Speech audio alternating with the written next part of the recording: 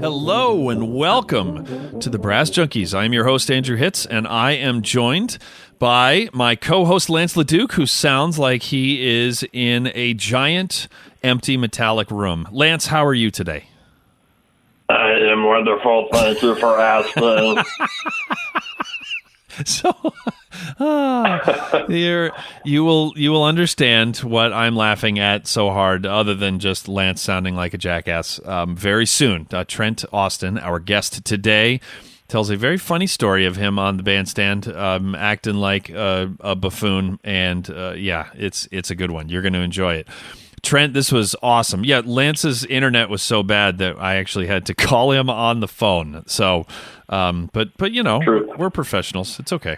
So, Trent, you had never spoken. You've never met him in person. You'd never spoken to him. How? He thinks we met at Midwest, so it is possible. But you know, those Midwest hangs are a little fuzzy sometimes. Yeah, although I don't think that I knew him when we were still in the band. So, I haven't been to Midwest since then. Midwest is awesome, but when I went like 10 out of 12 years, I think I'm going to take an extended break. So, I'm hip. Yeah, but anyway, you didn't really know each other well, that's for sure. And he's awesome, isn't he?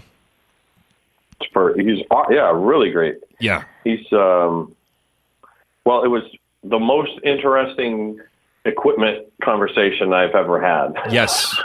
Because it was like, I don't really care about that stuff, but he and it's not all about that, and talking about just the state of the retail industry and talking about playing and talking about gigging.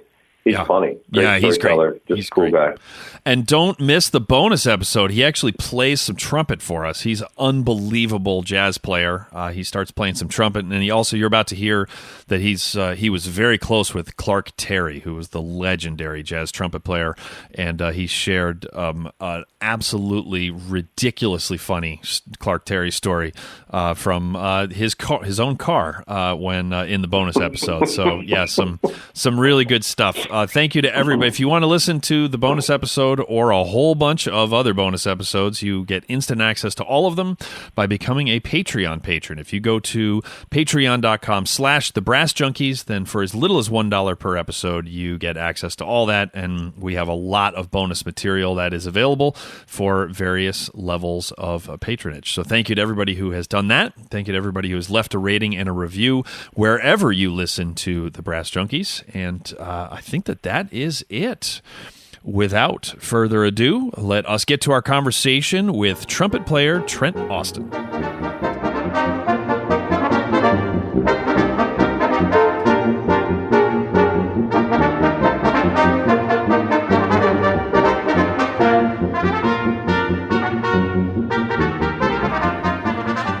And today on the Brass Junkies, we are joined by a trumpet builder. He's really a savant. He does a lot of. He's a trumpeting renaissance man. That's what, according to his website, which is freaking hilarious. His name is Trent Austin. Trent, how are you today?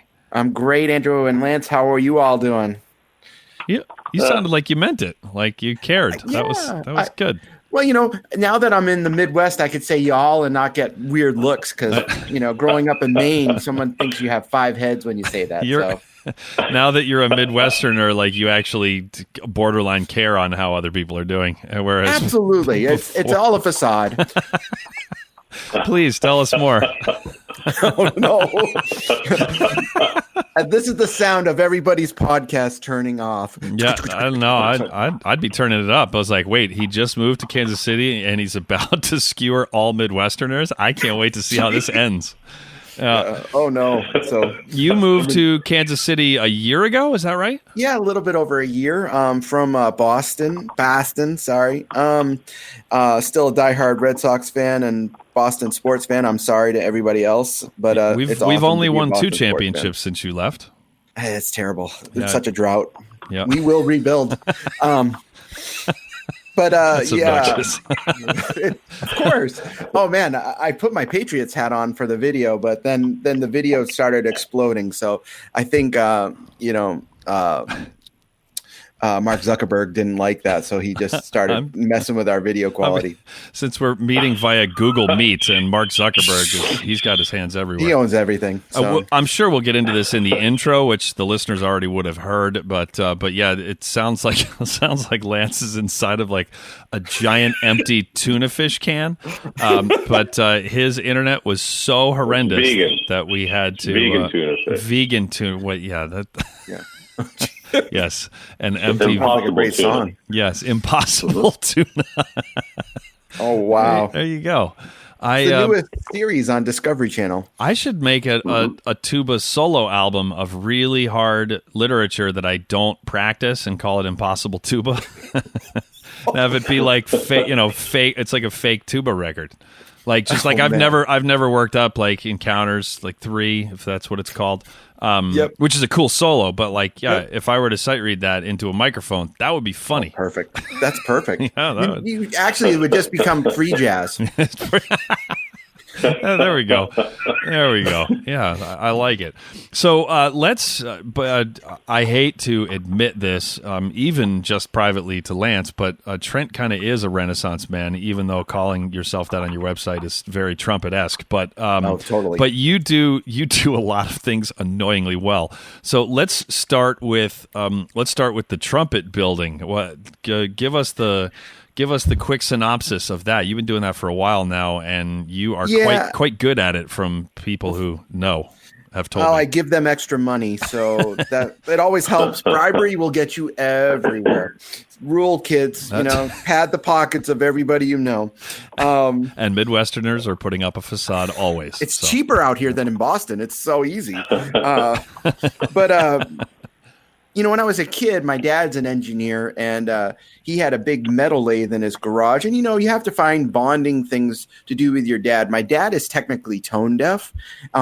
He's actually been tested where he hears 2 different pitches in each ear due to I don't know if it was an accident when he was a kid, but literally he's tone deaf. So he loves my trumpet playing. Right. So he became a conductor. For the win. Should we wait? I want to hear about your dad, but should we end the interview now? I'm not sure. I'm not sure where we're going. That was a mic drop. Although Lance, don't drop your mic because it's your phone right now, and it's more expensive than just like your Shure 58. Yeah, exactly. So he had a metal lathe in the back, and I dropped my mouthpiece on his garage floor. And it dented up, and he's like, "Oh, we can fix it." So he put it in the metal lathe, and we started totally messing around with it. And sure enough, I was like, "Wow, I like it better." Of course, trumpet placebo, always. We'll get there. I'll get the placebo pills. That's like 30 minutes in. So I ended up showing some of my friends, and they're like, "Oh, do it for me." And so it was a whole bunch of geekery. Then I went to music school, and I decided that I wanted to be, of all things, an orchestral trumpet player. That's hilarious if you know how I play. But that's what I wanted to be. And I sort of tabled all the machining and geekery for years until I signed on as an artist for Adams back in 2009. And they invited me to work at a show, and they're like, "Wow, you're really good at this." And I'm like, "Okay, whatever." And they're like, "Why don't you open a business?" And I said, "I have no interest." And they go, "We'll give you exclusive on their brass." So I opened my business. This is really fast, but it's so boring. You want to go fast. If I could talk twice as fast, it'd be even better. You could do that with YouTube videos now. So it's like, if only I could do that with your solos. But anyway, keep going. They sound twice as fast. So, so they invited me to the factory to help work on some designs. And that sort of started my, real geekery with modifying instruments and working on designs. With Adams, at least, I've either designed or co-designed. They have like 11 model production B-flat trumpets, and 8 of those I've helped design. C trumpet, piccolo trumpet, things like that. So the shop sort of morphed out of my relationship with Adams, which is still quite strong. And they're like Neil Adams, who makes the Adams brass, is like one of my best friends. And, it's just like you find a company that actually gives I won't say it, but gives a care about you. And were you going to say shit? Yeah, I was, but it's okay. I've got to be that trumpet player who doesn't swear, right? So the one. I've heard you swear plenty. Yeah, well, that's in rehearsal, right? Oh. So, throwing trumpets around. That was always at Jack Burt. So yeah. Yep. Yeah. Wars with Jack. So, which are never wars. So part of the thing that we do here at the shop is we tweak and modify, customers' instruments, but mouthpieces are the big thing that I do. I have another bonding experience with my dad, and this is sort of ties in, like I'm visiting his house in Florida. He's retired. And I'm like, I don't know what to do. I'm bored out of my mind here. And I'm like, hey, Dad, we want to start making mouthpieces. And he's like, sure. So we bought CAD software, which is computed. Yeah, I'm a trumpet player. Computer-aided drawing and drafting. And I started drawing mouthpieces just freehand on CAD software. I took some ideas in my head and I made them. And then that was a longer process man, everybody's asleep by now on this cast. Everybody's stop snoring over there in Poughkeepsie. We are huge in Poughkeepsie.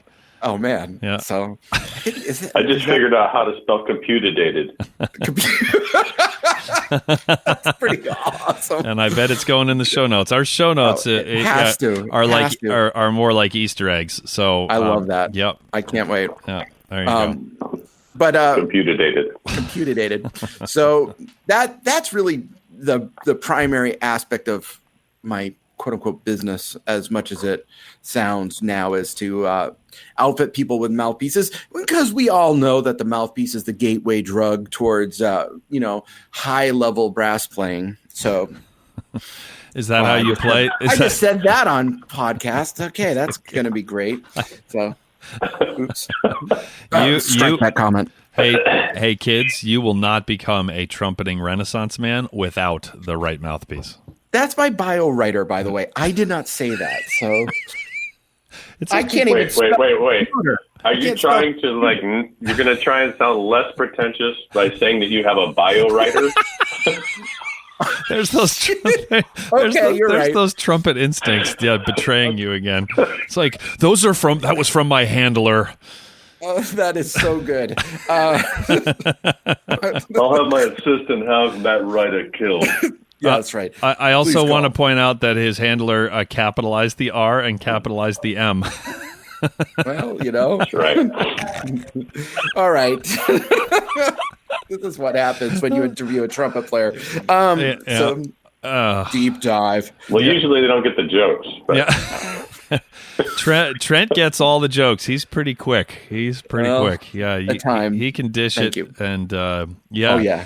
And also, so we're gonna I'm not gonna get to your playing yet because we need to focus on that too. No, not good. You're self-deprecating, but you're a badass. So, and a much better classical player than you let on. But anyway, just shh. So, what is the most common tweak that you do to someone's trumpet? And I actually am curious because the audience is probably thinking I'm being sarcastic. But no. And if you go on for longer than 6 minutes, then we'll just edit it out. I promise not to. Yeah. But what's the most common one? Well, this sounds stupid, but it's not stupid. I am shocked on how many people come in with basically level 3 biohazards inside their instrument. They literally have Ebola just flying through their instrument. So, case in point, there was a guy in Maine. Wait, literally they have Ebola? Well, probably not, because I'd be dead by now. But so, case in point, this is a funny story for all you out there in podcast land. I had. You snotted me. That's pretty good. I don't get snotted that often. Yeah. I like that. So I did for Jack Burt, who's a dear friend of both Andrew and I, who's an incredible trumpet player and professor at University of Maine. He's awesome. I did his sabbatical a few years ago, and there was a guy up there who was like, "Hey, I heard that you have this fancy cleaning machine. We have a couple ultrasonic machines in our shop that clean instruments." I said, "Sure," and he goes, "I'd like my horn cleaned." I was like, "Okay, no problem. When's the last time you cleaned your horn?" He goes, "What are you talking about?" And I'm like, "Okay, so you haven't had your horn professionally cleaned. A lot of people don't. It's not a big deal if you actually run a snake through it occasionally." And I said, "Okay, no problem. When's the last time you cleaned your horn?" And he said, "What are you talking about?" He's had that horn for 25 years. Okay, so I take the horn. Got the cast of Fraggle Rock in there. Oh, dude, you will not believe. So I take the horn, I take it to my shop, and I bash out the tuning slide because it's stuck, of course. You know, like who needs to tune? Trumpet players don't tune anyways. So I can't see through the lead pipe. How's he playing? That's a great question. Wow, the best question. He turned the same color as an oboe player. Maybe that would have been our first clue. Yeah, and so then I take like my strongest industrial rifle brush basically and throw it down the lead pipe, and something came out that I literally threw up. I've never done that before, but you actually threw up. I lost it. That's fantastic. On the trumpet? And did it scurry away on its own, or did you have to pick it up? I then donned heavy gloves, and I had to take care of it. Yeah, take care of it. Where did you throw up? In my shop. Just into the horn? No, that would have improved it, I think. So it would have broken down some of that quarter-century old stuff there. Wow. So fast forward a week, I go back up to Maine, and I give the guy his horn, and I said, "Here's your horn," and he goes, "Oh my gosh, it plays so great!" And I'm like, "Yeah." Oh. So that was only 3 minutes. I looked, and it was mostly a silly story. I would have dug it better if he didn't like the horn as well after you cleaned it. He did eventually sell it for something else. You ruined it. Yeah, he said it was too open. Actually, you're funny. You mentioned that. He said 6 months later, he goes, "I had to sell it. It was too open." I was like, "It was too open because you couldn't play anything through it." So it was too open. But that is single-handedly any brass player who's listening to this, and there's millions and millions and millions and billions. That's just Poughkeepsie. Yeah, I know. I mean, it's amazing. So. What else? It reminds me, I was in sixth grade band. I was playing trumpet, and I looked down the row, and Steve Mooney threw up into his trumpet. He was like, and it went right into the horn. Oh.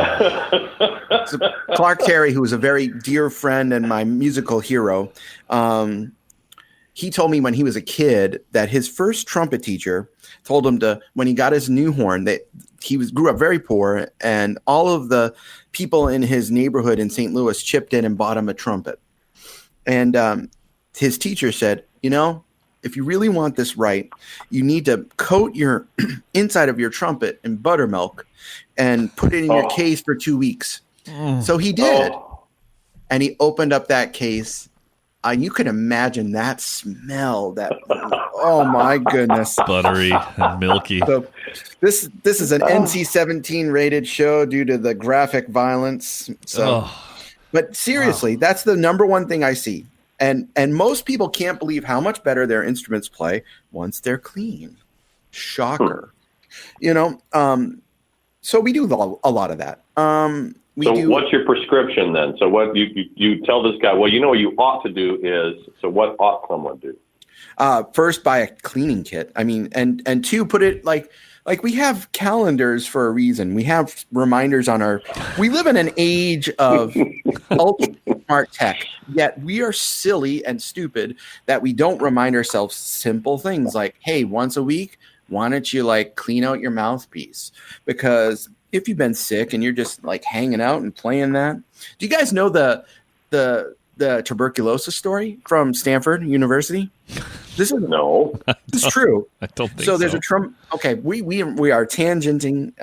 This is great. Is that like computer or whatever? Our podcast has been predicated on tangents off of tangents. Awesome. Yes. This is beautiful. I kind of felt that. I listened to a few of the casts, so there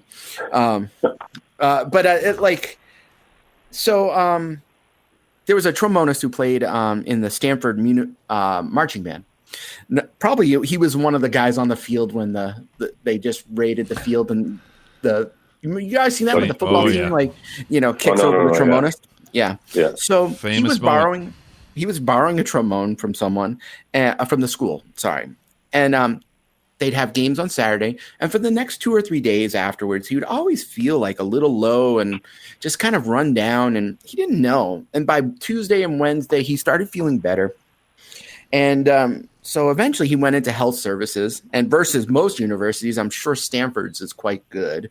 They told me at UNH I was pregnant. Were they right? Well, I was, I guess I'm one of those asexual creatures. So anyways, it's spores. Yeah, trumpet players are not an advanced culture, but maybe I've sort of, I should get my bio writer to say, hey, he's now an advanced creature. So the multicellular organism. My bio writer.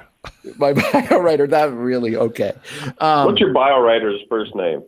Nick Mondello. He's a good paisan in New York, yeah, and one of the biggest fans of trumpet in the world. So he's a good dude. He did the liner notes for a couple of my CDs as well. So, anyways, so the Stanford Health Services said, "Hey, what have you been doing over these weekends?" And he goes, "Well, I borrowed this trombone." And they're like, "Has the trombone been cleaned?" And he goes, "I don't know." So he asked the band director, "Has this trombone ever been cleaned?" And they're like, "No." And it's like 50 years old, like an old King 2B or something. And the health services did some blood work, and then they called him like a week later and said, "Oh yeah, by the way, you have tuberculosis." So if you want to live a healthy life, I mean, clean your horns, folks. Goodness. It's shocking though. We see it all the time. Someone's like, "I want to spend, $3,000 on a new horn." And great, that's lovely. But I'm like, maybe I should just clean your horn for $70 and you will actually like playing again. Well, that tuberculosis story reminds me of my friend Michael Parker. I don't know why he's never had tuberculosis, but I just wanted to mention that I wanted to thank Parker Mouthpieces for providing the hosting for the Brass Junkies. Parker Mouthpieces offers fine, customizable component mouthpieces, which are certified tuberculosis-free for horn, trombone, euphonium, and tuba, including the Andrew Hitz Artist Model Tuba mouthpiece and the Lance LaDuke Model Euphonium mouthpiece. You can find out more at parkermouthpieces.com or follow them on Facebook, Instagram, and Twitter. And for a limited time, you can use the offer code TBPositive to get absolutely no discount at all. So, all right. So, and Parker Mouthpieces does make great mouthpieces, by the way. See, that's coming from a mouthpiece man. Yep. Oh man, it's like there are a lot of people out there that might not be making great stuff. But those are truly wonderful mouthpieces. So there you go. Send the check to Austin Custom Brass. You just need to, Michael. You just need to address it to Trent, Kansas City, Missouri. Everyone knows him there, so it'll. Oh yeah. They'll bring it right to him. Just the police. Yeah, they'll bring it right to him. All right. So what? I want to give you a chance to rant here. What are the modifications that people regularly do to trumpets that don't do anything? Don't do anything. Well, or just aren't helpful. All right. Well, of course you started when we first chatted, and heavy valve caps. So heavy valve caps are like okay, you know all these commercials on Facebook for the guy who's sitting on the football field and he's bending the shoe and it suddenly leaps 10 feet. You're going to give me that basketball shoe and I'm going to dunk a basketball. Guess what? I'm going to leap from 7-inch vertical leap to maybe 7.5-inch vertical leap. So putting a set of heavy valve caps on your horn, if your horn is 1, not clean, 2, your valves are misaligned, 3, it's full of red rot, 4, I mean, I can go on and on and on and on and on about, you have, tons of dents in critical areas like your back elbow or your tuning slide, which impedes the airflow, which, that's not a big thing. No, who cares about airflow? Let's put some heavy valve caps on and that will fix it right up. So yeah, heavy valve caps. The famous acoustician Bill Cardwell, who worked with a lot of great companies, who worked with Yamaha, Stomv, Blackburn primarily. He was one of the first people to integrate complex math and computer analysis on, like spectrum analysis, we'll say, on instruments. He said it this way, and I'm pretty much in his corner. Everything affects everything. So if you put a gold-plated water key screw on your trumpet, yeah, I guess it will affect it. But there are some manufacturers out there that you can go and get like specialized service, and they'll say, your horn will play better if you put a gold-plated water key screw on. Really? Your horn will play better if you actually practice. Right. If you take that $25 that you're paying for that gold-plated water key screw and maybe do an hour extra of Clark studies or long tones. Pay yourself the $25 for practicing. Yeah, exactly. Pay yourself for practicing. Seriously. That's a serious thing. I mean, it's like you're talking to the king of trumpet geeks. That's what someone said to me. And I wear it as sort of a badge of honor and a little bit like the Scarlet Letter. More of the latter, because it's like I have always looked for that advantage, that something that will make my playing better. And the only time my playing is really great is when I'm consistently practicing. Right. And it sucks, of course. Now, I will say we had someone come. If you check out, there's a good video I put up on our YouTube channel recently of this poor kid's trumpet that I found at ITG. And he played an open partial, and it was literally C, E, G sharp. Oh. Wow. We call it the augmented trumpet. So if you go on YouTube, you can see it. You can actually see a video of me playing it, the augmented trumpet. So it was so shocking that I actually gave him a horn off our display at ITG, and I said, I want this trumpet. So I took his trumpet as trade, and he took a much better trumpet, of course. Wow.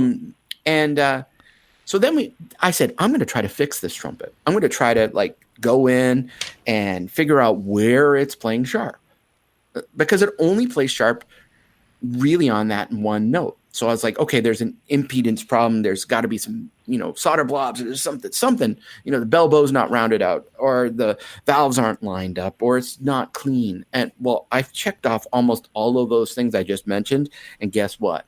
It plays just the same, which sucks, because you got to think about it this way. I mean, in these days where it's playing a musical instrument is getting to be really a scarcity in public schools, these poor parents are going out and buying a beautiful looking instrument for $600, by the way, that trumpet. It wasn't like $100 wow. Indian special. Wow, I assumed it was like totally bottom of the barrel. That's $600. Crazy. $600. And that and these people had no money. And mind you, this kid is 14 years old and he can play double high C. He's an incredible trumpet player already. And he's going to be way more incredible now that he's playing a legitimate instrument. But it was really shocking and depressing, because how many students get those instruments and they quit because their instrument sucks? Yeah, they think it's them and it's just too hard. Absolutely. And that's one of the reasons my shop exists, because while we sell pretty high-end stuff and we sell some, really high-end instruments, Can I interest you in Adam 6-quarter tuba? By the way, it's only 25G. Man, I'll borrow thankful it. I'm so thankful. We offer financing. Sorry, honey, I can't pay the mortgage this month because I bought a tuba. There are people coming to my house this afternoon to put in a brand new air conditioning unit out back. So this is not the best time to be asking. Yeah, yeah, man, it's cool. Just just walk around the house. Unit? Yeah, 6-quarter AC. Naked. It's probably a 4-quarter. I asked them to put solid gold knobs on the thermostat, so they said it would make the air. It would be the same temperature, but it would feel colder. Absolutely. So it's kind of like the marketing people at Coors Light have convinced people that Coors Light is actually colder than other beer in the exact same refrigerator. It's like those people are paid a lot and they're not paid enough. It's like the thing turns blue. And it's from the Rocky Mountains. I mean, it's literally colder than the Budweiser right next to it. Like, there you go. Yep. Late stage capitalism. We are here. Yeah, well, I'm a capitalist. I mean, of course. But part of the mission of our shop is to be able to, if a parent comes in and says, he deserves or she deserves a new instrument, but we only have X amount of dollars, that I can give them in full confidence something that's good. It might not be, with the refinement of, a Schagel or an Adams or some of our high-end stuff that we sell, but it will be good. It won't be an augmented trumpet. And trust me, that was a pretty intense moment for me at ITG. It's like, because it's like it sort of takes me full circle because I see so many of my students, not putting the time in on their horns. But hey, if your horn really sucks, right? What are you gonna? Oh, I'm gonna go practice because my trumpet is holding me back. Right. Yeah, that sounds like a great plan. I'm gonna do basically anything else. Yeah, that's why it's so important to find honest salespeople when you are buying an instrument. And I'm not saying that certainly not a majority. I have no idea what the number, but there are people who will push things on you. It's like the old Circuit City experience, right? When you would go in to buy a boombox, and then they would then show you like a 6-piece hi-fi, like home theater system with solid gold cables that they would try and get you to buy because they were on commission. But the problem is that when you have an instrument that sucks, then it's not an issue of just working harder, So it's and which is certainly why you can't. I mean, well, you can, but just buyer beware when you buy a trumpet off of Amazon. Absolutely. It's like, but that's really disturbing. We sell on Amazon. You what? We sell on Amazon. Sure. Sorry, I meant to be clear. No. I meant like one of those totally $100 exactly. Find the cheapest thing that you can with the prime check on it, and just you're going to get what you're going to get at that point, which is most of the reputable. I mean, most of the dealers in that have shops, we'll say, are totally legit, honest. They care about their customers. They're there for their customers. It's just the ones that have maybe, they have their eBay store, and their eBay store is actually just a post office box versus an actual like brick and mortar store. That's also something that's going away. Are the brick and mortar stores because of the prevalence of online retail, and we sell 90% online. So I'm sort of kind of kicking myself in the rear end a little bit there, but yeah, just be smart. And of course, I'll tell this to anybody who's on the podcast. If you ever have a question about anything is this a legitimate instrument or not, just reach out and email us. I mean, info@austinCustomBrass.com, and one of my guys or myself will get back to you because we want every student to succeed. That's awesome. We want to say, hey, your trumpet sucks because you're not in the practice room. Right. We don't want to say it any other way. Right. Yep. There you go. I want to. Where is it going in terms of online sales? Like, what's your prognostication about how the industry is going to continue to change because of eBay and Amazon and the like? Well, yeah, I'd say. Woodwind and Brassman is the juggernaut in the world, and they've already restructured their company a few different ways. I'm not going to say anything else. That if people know what I'm talking about, they can read into that. I think what's going to happen is that the specialty stores, probably like our store or David Federley's store or, Dylan Music or Chuck Levin's, all of the really great horn guys out in California, all these really great stores, they'll survive. But any local mom and pop music store that sells like all band instruments and mostly guitars and pianos and drum sets, they're going to have a real hard time. And they're already being bought up by these conglomerates, and a lot of them are folding because mom and dad want to save money. And of course, why wouldn't you want to save money? We all need to save money. But you don't get that experience. When you come to our shop, that's one thing I love to brag about because my staff is so amazing at my shop. You get an experience that you don't get anywhere else. All of us are fine musicians, and we know what we're talking about. So we can really dial in the right thing for someone. It's just like if you go to a gym, like you go to Planet Fitness and you take private training from the person who's got 2 months of training in. Great. They're probably going to be better for you no matter what. Then you go to like a CrossFit and you go to someone, which I of course don't go to. Then let me preface this, do as I say, not as I do. Then you go to somebody who's done it for 20 years, who is, a former whatever, Mr. Olympian or whatever. Now you're getting a completely different level of service. Yes, is it more expensive? Perhaps. It might actually not be, which that's the scariest point, So what you're saying, Lance, in terms of like, where do you see the business? I see the people that find their niche. That we're mostly a trumpet shop. We have started expanding into low brass.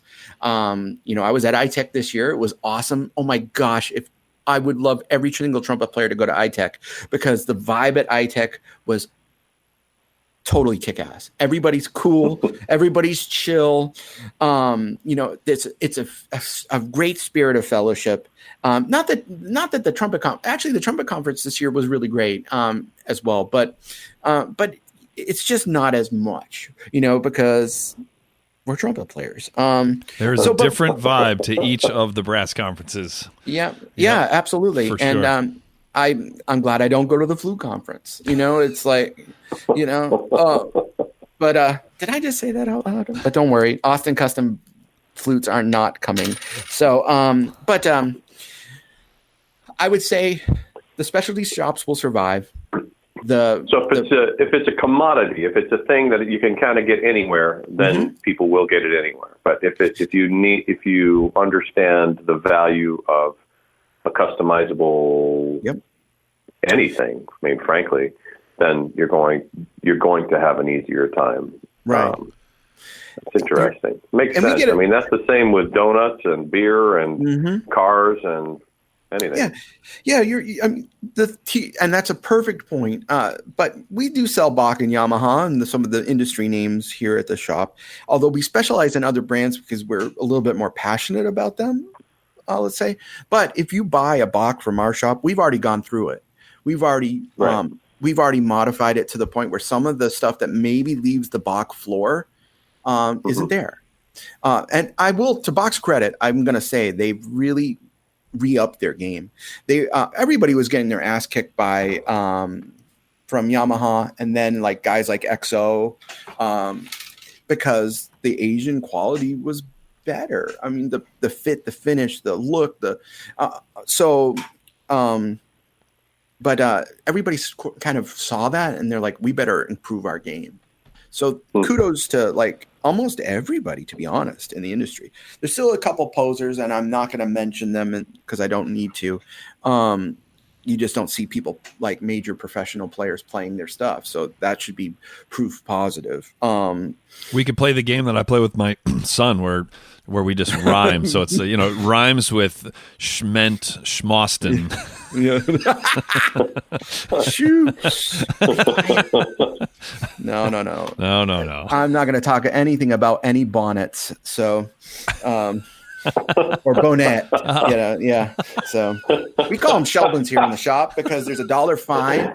There's actually $1 fine if you say the word monette in our shop. So, did I just? Okay, I did. That's $1. Yeah, that's $1. That's how I buy my guys lunch. So you could tell I probably say it fairly often, but we're all chasing his tails anyway. So. Well, you know what? I should talk about the Schmerry Schmapper Schmoolish music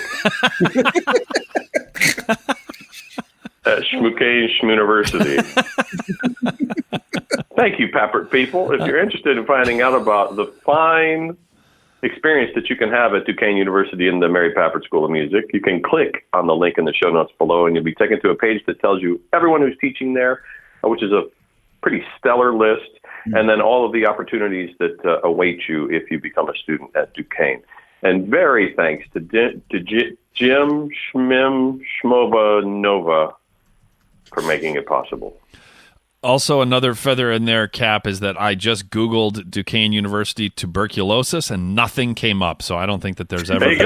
I don't think there's ever been a registered case there. So you're good. Yeah. Yeah. There you go. I'm liking that, man. Yeah. What? How do you like marching band so far? Well, other than the fact it gave me TB, it's been fun. Other than I've just reduced my life expectancy by 5 years. Band camp was exhausting. So was the tuberculosis. Yeah. One time at band camp, I got TB. So I want to ask you about How was band camp? It grew on me. Yeah. Two mic drops in one podcast. Oh man, there are a number of great brass podcasts, but if you want tuberculosis humor, and this is a humble brag, but you're not going to find any better than the Brass Junkies. Really, yeah. We got it cornered. So I want to hear you talk about Clark Terry more and about your relationship with him. And first of all, in case anyone listening doesn't know who he is, he's a freaking legend. Shame on you. Unbelievable. But or you're just young and you just haven't encountered his name yet. But tell us who he is first, and then about your special relationship with him. Yeah. Clark Terry was a trumpet player he was born in 1920, and he passed away a few years ago. He grew up in St. Louis, and he's one of the very few musicians who played both with the Duke Ellington Orchestra and the Count Basie Orchestra. There's only a handful of people who played with both orchestras. He's also the first African-American musician in the NBC Studio Orchestra. So he sort of crossed a lot of, racial lines there. He told me for years that he didn't miss a note for 3 years while he was playing in that orchestra. And because he knew that if he missed a note, that they would say that an African-American trumpet player couldn't actually read music. Think about that. There's an incredible documentary. You want to know more about Clark Terry, which is just the most wonderful documentary. I hope it's still on Netflix. It's called Keep On Keeping On. That was his motto. He always said, keep on keeping on, no matter how hard his life got at the end of his life. And it chronicles his struggles going through diabetes and losing losing a leg, and how he's mentoring still at 90 years old or 91 years old, fantastic jazz pianist named Justin Coughlin. But Clark, he's the greatest brass player I've ever met. And fortunately, I've hung with a lot of great brass players like Andrew. Thanks, man. Almost sounded like you meant that. Dude. Yeah. So for real. Schmitz, Andrew Schmitz. So, boy, it was a dark day in third grade when some of the kids figured out that Hitz rhymes with a couple of other words. That was not my finest hour, but I dig. Anyway, continue. So if you want to see the most quintessential perfect embouchure on the trumpet, just type in Clark Terry. He's got the greatest set of chops I've ever seen. So for me, in high school, I met him for the first time. I snuck backstage and I ran backstage to tell him how much I loved his playing, because I had some of his stuff on VHS tape. Yeah, folks, that's old school. VHS, Betamax, I don't know, Laserdisc. And he was like, "Who the hell?" Keep it moving. Yep. Who's this kid? Anyways, fast forward a year later, he had a summer camp, and it basically was all of Count Basie's alumni, or the Tonight Show alumni. So it was ridiculous in terms of the roster. And he called me at my house.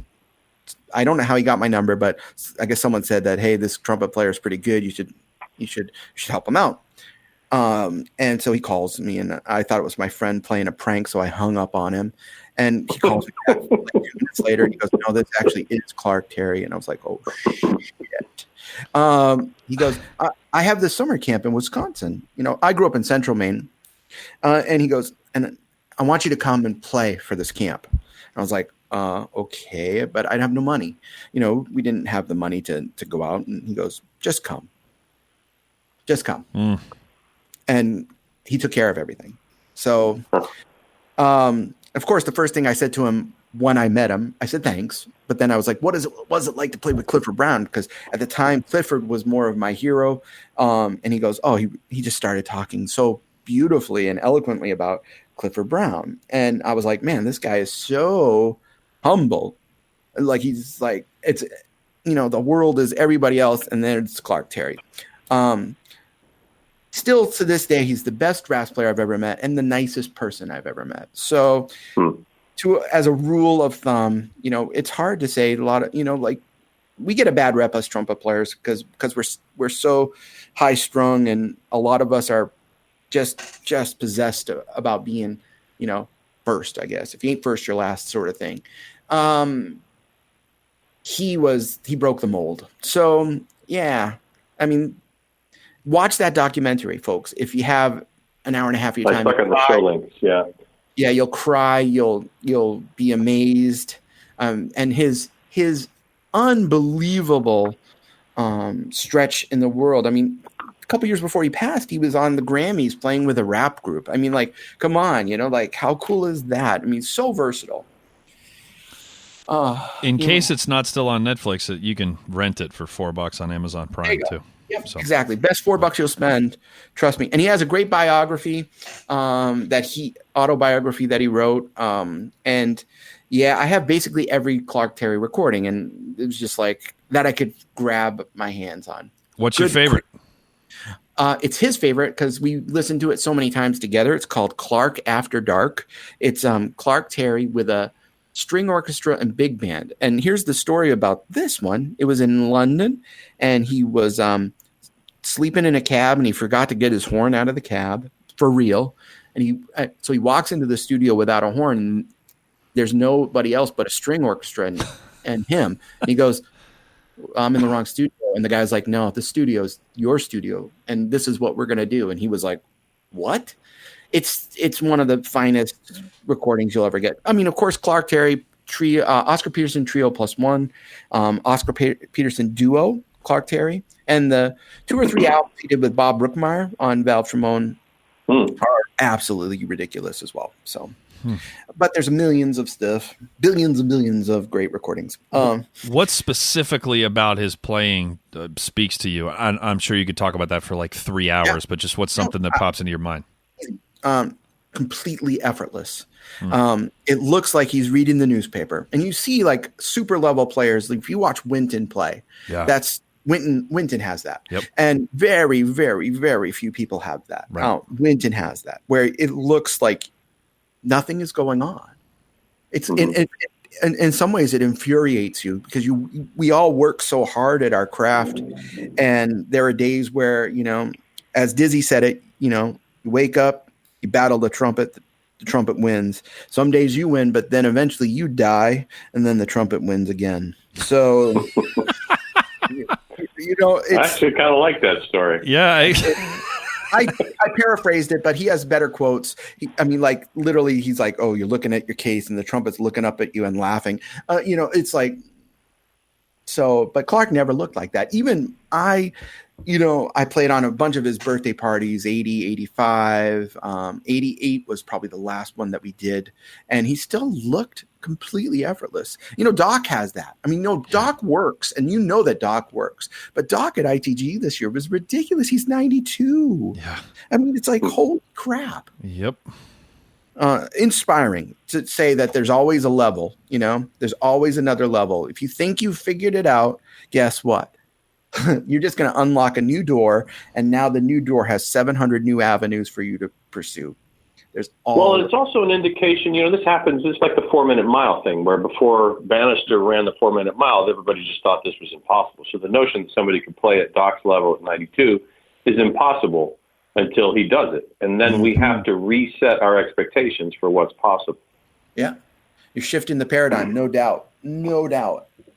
So before we run out of time, I want to talk about your playing, because you are self-deprecating all the time, but you're a monster, and you're a monster. You're a hell of you're a hell of a classical player, even though you don't think that you are. But then you're just like, you're just a phenomenal jazz player. Can you talk about how do you maintain a store, like a brick and mortar store? You're an entrepreneur, you're making all these videos, and you play the trumpet like that, which I'm guessing you have to practice regularly.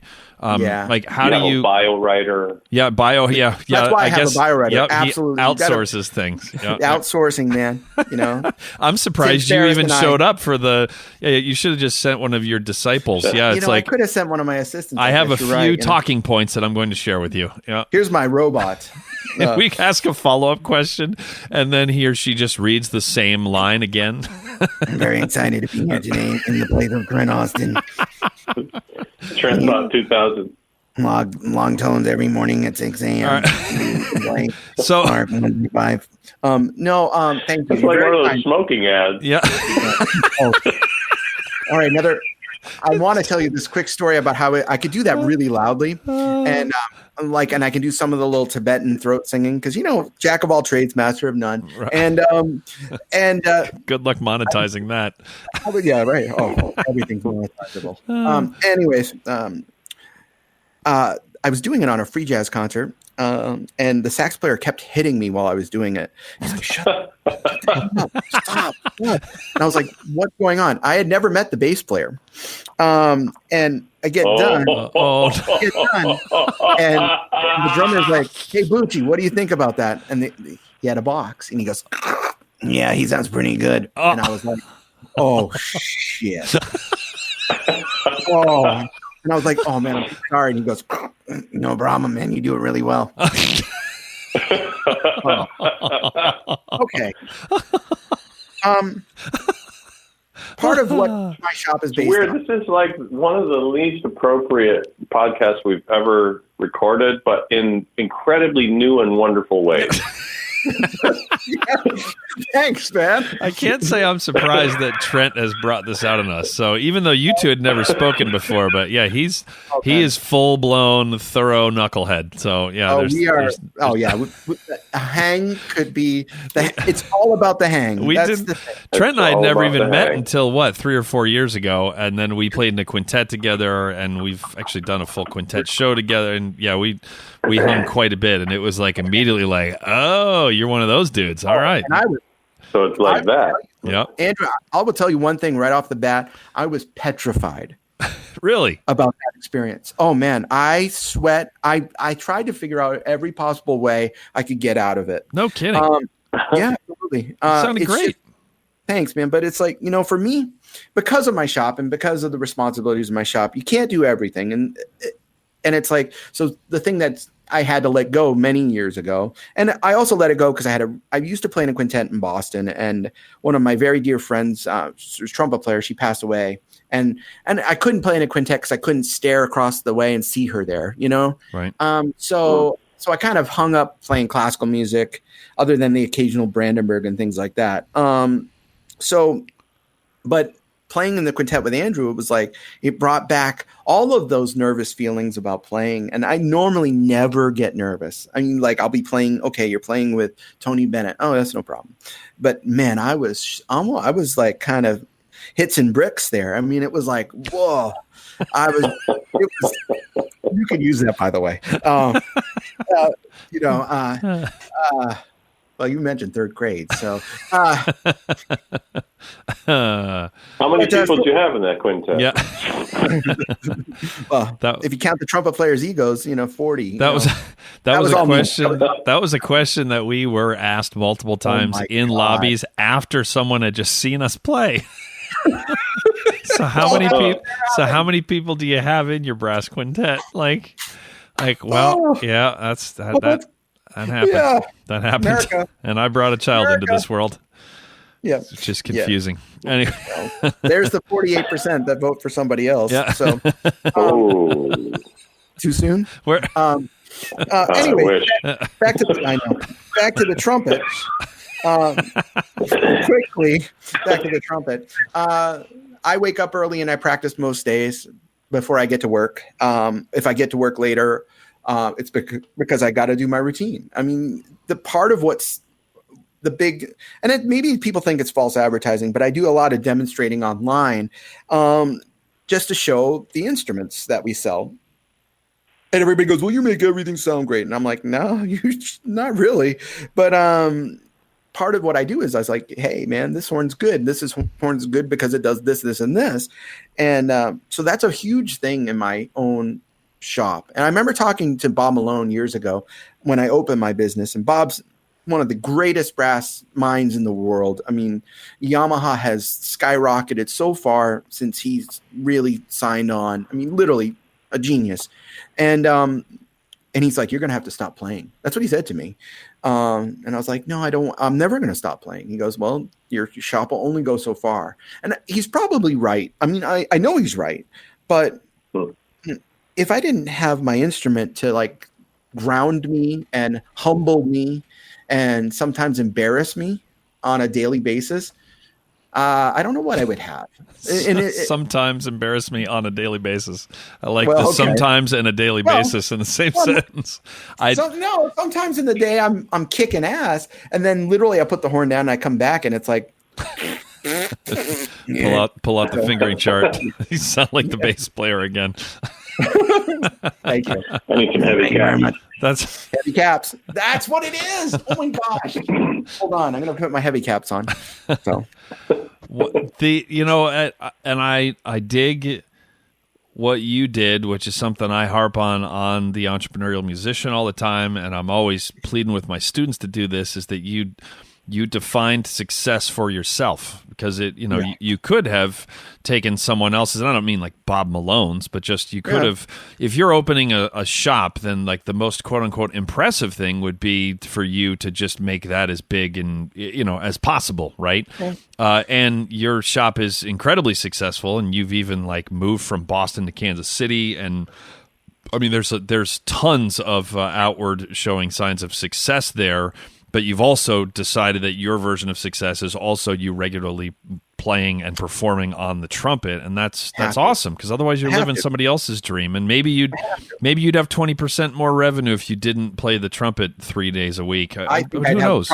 I probably have a lot more, actually, because it's like because of the fact that it takes up your time, and every day I could be out there marketing, or I could, or at least maybe I'd have a little bit of a social life afterwards too. It's like you have to sacrifice. And you're right. I mean, I can tell you so many people, and this is something to anybody who's actually thinking about doing something similar to what I do. I say, go right ahead. I mean, like, come on. I could tell you, like, I used to work at a music store, and when I told them I opened a music store, they hung up the phone on me. Really? Yeah, they just hung up the phone on me. And I will tell you, man, it's like you want something, you got to work for it. Work hard. Work way harder than most people. Yeah. I mean, people go, Winton, he's the best trumpet player in the world. And they go, well, he's just gifted. That's bullshit. Yeah, that's because from age 12 to age 17, he didn't miss a day of practice. Right. And he didn't miss a day of at least 4 hours of practice. Yeah, intentional practice, not just the mouthpiece on his face while he flips through Snapchat. I've seen his practice journals. I've seen his journals. Right. When he was like 13 years old. I mean, it's like, come on. So you know, we're not willing to work as hard as he did. Well, guess what? His success, or Chris Bode's success, that's not because they lucked into it. They made themselves visible to the point where people wanted them. You know, Chris Bode was playing with Paul Simon's band in 1984, next to Michael Brecker, one of the greatest musicians who's ever lived. You think they're going to hire a hack trumpet player to play next to Michael Brecker and play with Paul Simon? No, they're going to hire an amazing trumpet player because he can hang. Yeah. And man, Chris Bode can hang. Sure. You know, just the trumpet world is insecure about that because he's living his life. You were mentioning it earlier. You have, and that's maybe one of the biggest secrets ever. And reason I don't play classical music anymore really is because it stresses me out too much. Because I've put in my head this feeling of perfection, and it's wrong. But that's it. So I stopped. Versus when I improvise, it's all good, no matter what comes out. So I remember when playing with you, the improv, you seemed relaxed, and the classical, there truly wasn't a difference in what was coming out of your bell, but there was, like, you know, especially in rehearsals, like, you know, there was a different vibe. You were leaning forward a lot more when playing the classical music. I was like literally, I was every possible way I could get out of it. I wanted to, because it wasn't my best foot forward. So, but good for you though. It is good for you. Yep. I don't know if I'll do it again, but it's good for me. I'll decide that. I would. Yeah. So. I wanted to say mention two things, and then we're going to get to our dear friend Jens Lindemann. In episode 184 of The Entrepreneurial Musician, which actually doesn't come out until next week, I talk about Toni Morrison, who is the Nobel Prize and Pulitzer Prize winning author who just passed away 2 days ago. And she did not start working for a publisher. She had nothing to do with the writing business until 36.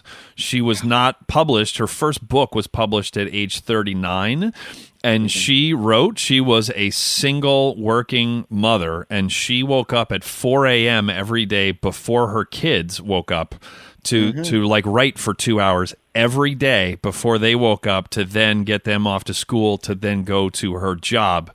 And she didn't even start until 30, you know, and start writing anything serious until her mid 30s with kids and no life partner to help with all of that. And amazing. And she's one of the most influential, you know, American artists, if you consider, you know, just art in the general, in the last 100 years. So yeah, you got to work for stuff, or else, or you can just call people like Toni Morrison or Wynton Marsalis, gifted, and then you can not change the world. That's an option too. Just know you're doing it. How badly do you want it?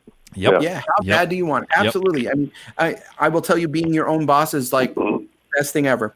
And I'll back to that point, you know, like, oh, well, I can't wake up early, or I can't, you know, do this. I need 8 hours of sleep. And yes, our bodies definitely need more sleep than we get. But here's what Arnold Schwarzenegger said about that. He goes, sleep harder, you know? I like it. Those guys that wake up, and those gals like Toni Morrison, who are changing the world, they're not pressing the snooze button, right? You know? Yeah. You press the snooze button too many times, the world flies right by you, and you wonder what happened. And everybody else is succeeding, and you're not succeeding. So there are times that I work 18, 20, 21-hour days. I mean, okay. You know, I play hard too, you know. So the second thing I'm actually going to save until after the Jens bit here. So you as a... You're you're a Renaissance man, capital R, capital M. I think that you are uniquely qualified here to be able. How many guests have I said you're uniquely qualified? I think that means that, not the definition of unique. But moving right along, you are uniquely qualified, Trent Austin, Renaissance man, TM, for helping our dear friend Jens Lindemann, fellow trumpet player, What happened to Yenzi? Well, he's been having chop problems for many years. At least we make up that fact and then have famous brass players make fun of him for a problem he's not really having, but he deserves the abuse. So talk to me. What should he do? It's funny you mentioned that because, at ITG this year, he was after Doc played, he was in the bar and he picked up his horn and played. And I said, I think I did say this out loud, actually. I was like, hey, man, you better get to the practice room. So, and then I realized, so I didn't know anything about his chop problems. That's sad, man. It's like, so I will say one thing to Jens, my dear friend Jens, long tones. Long tones. Okay. Yes, long tones. Deep breathing. Maybe if you use an inversion table, like you see it on early morning shows, like the guy Teeter's Hang-Ups. I think that's what it is. You can practice with the inversion table. That will actually increase the blood flow to your lips because you're upside down. Studies have shown. I could actually see Jens doing that on stage. Yes, I could. That wouldn't shock me at all. Yeah. So I love you. Yeah. We have talked with his amazingly talented wife about getting him to, and with him about him actually enacting some of these pieces of advice, like in videoing it.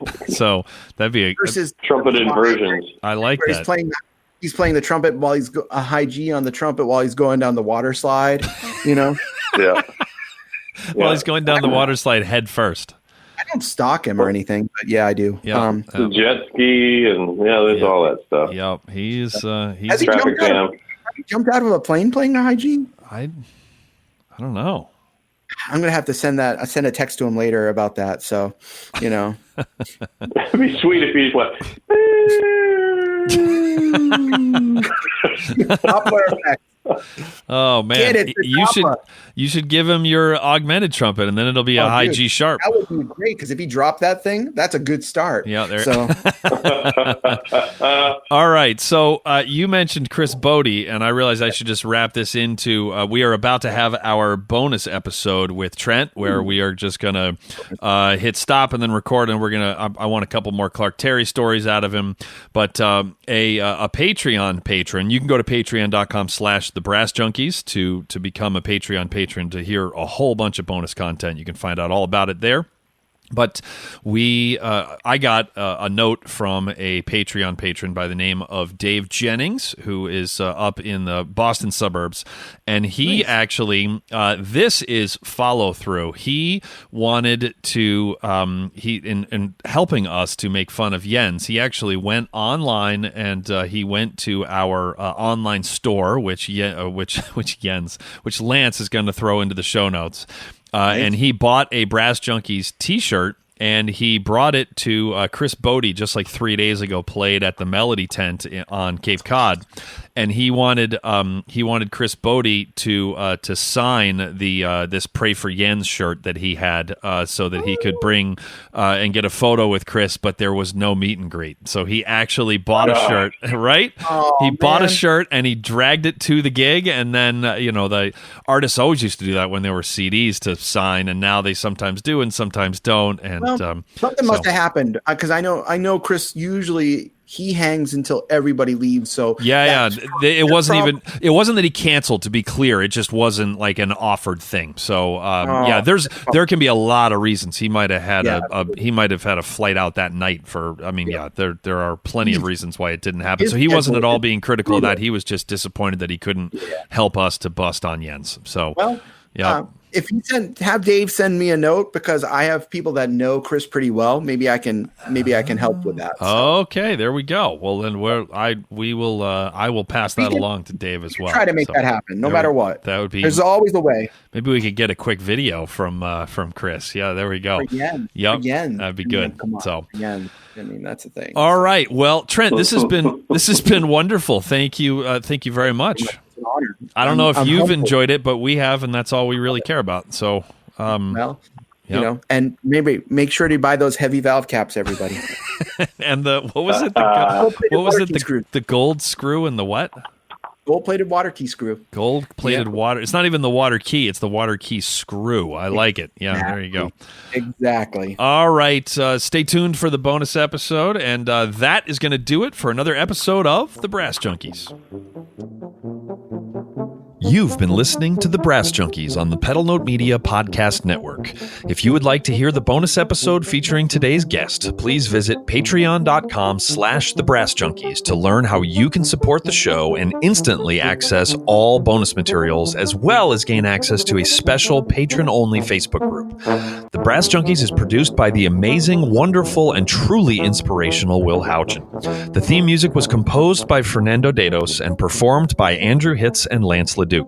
We are at Pray for Jens on Twitter and Instagram and have a Facebook page at facebook.com/prayforjens. You can find out more about the Brass Junkies and all the other Pedal Note Media podcasts at pedalnotemedia.com. This has been a presentation of the Pedal Note Media Podcast Network.